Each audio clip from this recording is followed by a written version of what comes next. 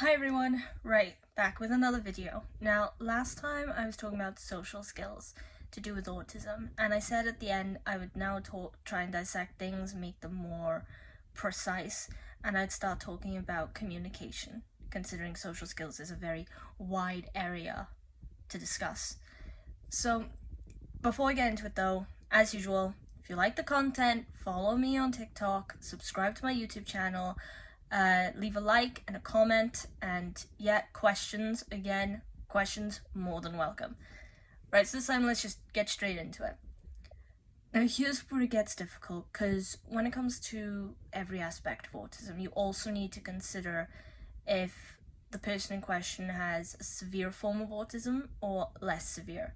Meaning, if it's less severe like myself, it might be harder for people to recognize that I have autism unless I specifically tell them, or they kind of know the behaviors to look for, which I will then show from time to time when I get particularly anxious or stressed or distracted, or when I feel kind of trapped, perhaps, like I can't go anywhere, like I'm restless, I suppose.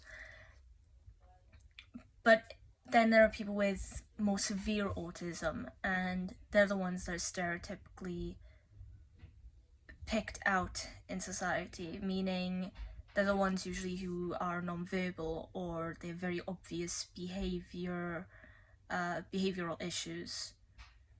And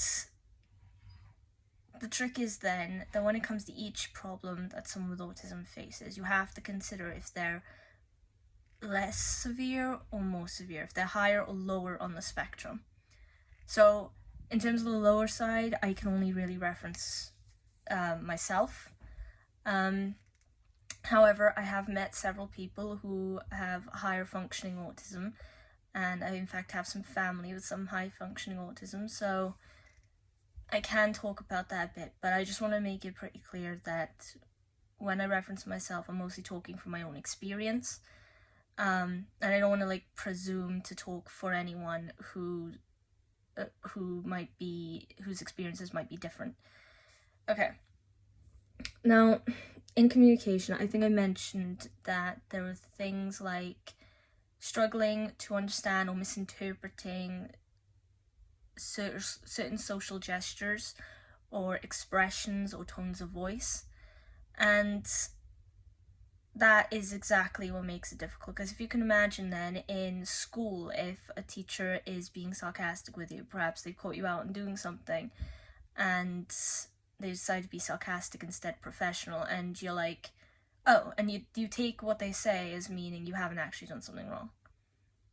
I'm even struggling, to be honest, to explain it, which I suppose is a good example in and of itself why communication is difficult, because the idea is the words are there. What you want to say are there. They're in your head. You know what you want to say, you know what you want to convey to people, but you don't know how to put it across. In my case, I'm constantly looking for the correct words. I'm constantly second guessing the words that I've said and thinking, is there a different word I could have said to make it more understandable? Which then also comes into play when talking with someone and they don't understand what you're talking about, because you're going about it, you kind of go skirting around what you're trying to say, or you're repeating yourself constantly. And it's hard because, in my case, I have to consciously remember not to do those things if I want to try and get someone to understand what I'm saying. Luckily, I read books. I used books. I love reading. And having read so many books throughout my life, I've read, as a bit of a habit, I've read every book in my house more than once. But I couldn't read another one the second time. I'd have to read it, the whole thing, the front and the back cover, all of the publishing notes, everything. So, but because of that, my vocabulary is quite good. It's quite advanced, I suppose. Or at least it was according to my teachers. So in my case, I can sometimes pick out exact words that I want to use. But then second guessing comes into play also when I'm considering the person I'm talking to. If I were talking to a child, I'd use less advanced words, just so it's clearer. And if I was talking to someone who's quite professional, like say a lecturer, someone who's very formal, then I might try to sound more intelligent by using bigger words, like politicians. But in autism, it's just the fact that every aspect of communication, from hand gestures to social cues to hints, they can all get sort of lost in translation. And in that sense, also, it means that for people with autism, there may be times when they don't respond to being called, or they won't respond to their name. In that case, I can actually talk about my brother, because one of my brothers, some aspects of his autism seem to be a little bit more obvious, a little more high functioning than myself and my other brothers, especially when it comes to communication. For example, if I tell him why he shouldn't do something, he'll interpret it differently. Or if I tell him don't do that, he won't understand why it is he can't do that, because I need to be really, really clear with him why what he's doing is dangerous or bad in any way.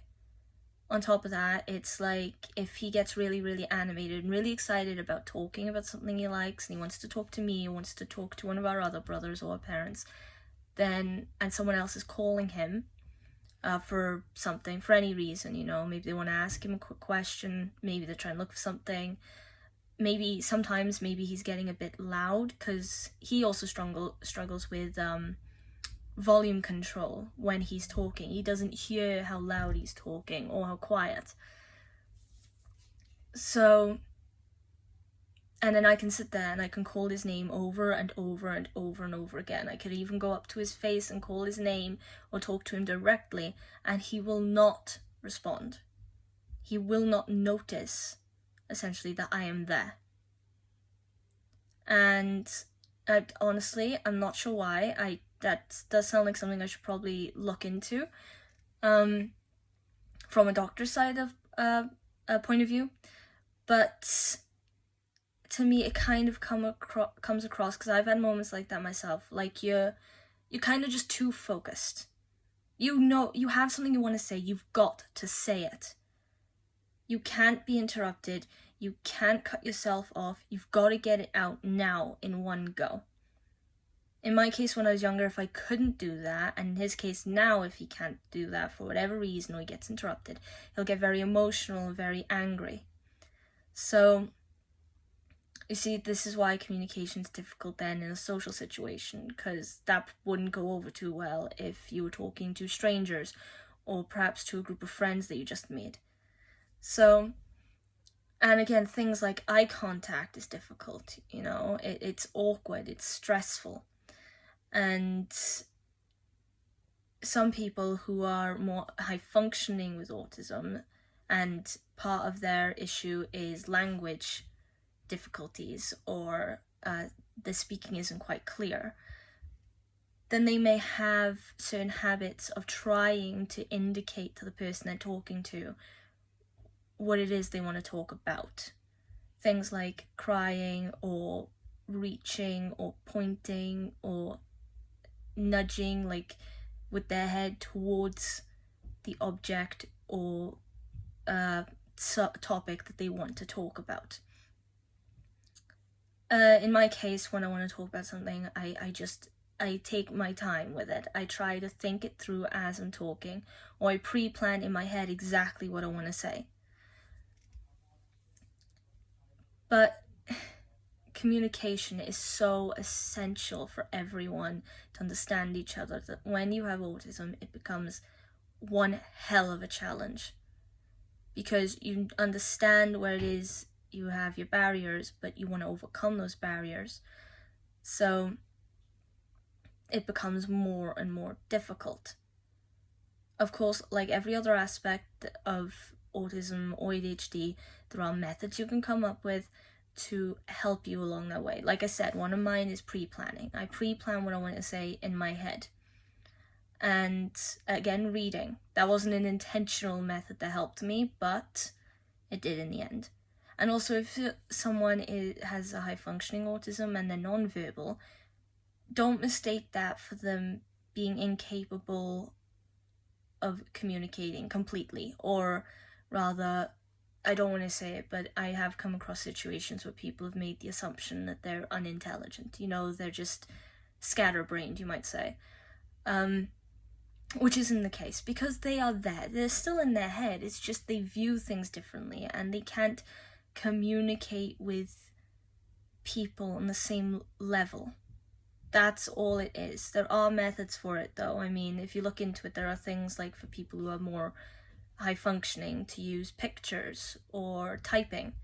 So yeah, I mean, one of my ways of overcoming communication, when I have something really important I want to say, or when I want to share my emotions with someone I care about, I tend to write.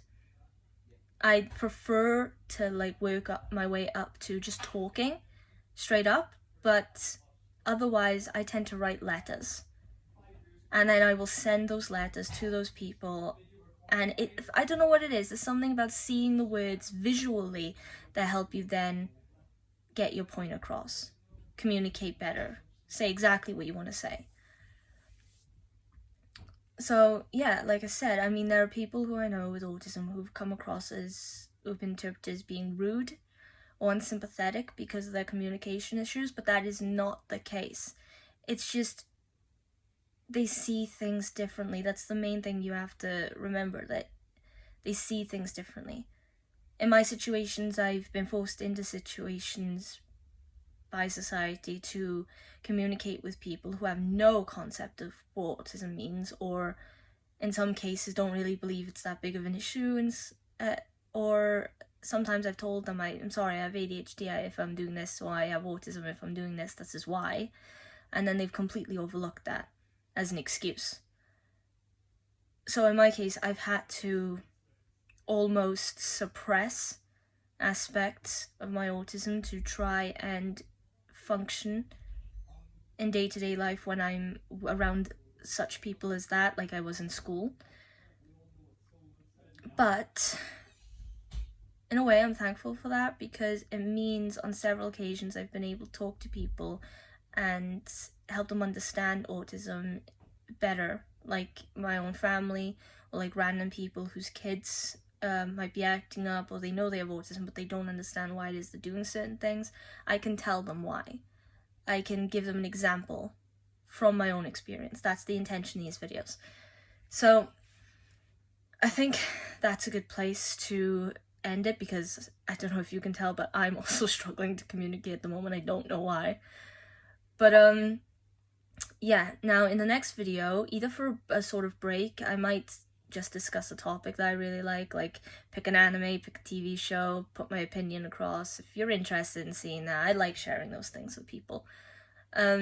Or I will move on to the next subject, which, if we're talking about social skills still, could be something like, let me think. Nothing comes to mind actually straight away. Okay, don't worry about that. I might just move on to ADHD. Sorry, it's like some of these I haven't pre-planned what topic to talk about, and they'll come to me at the end of the video.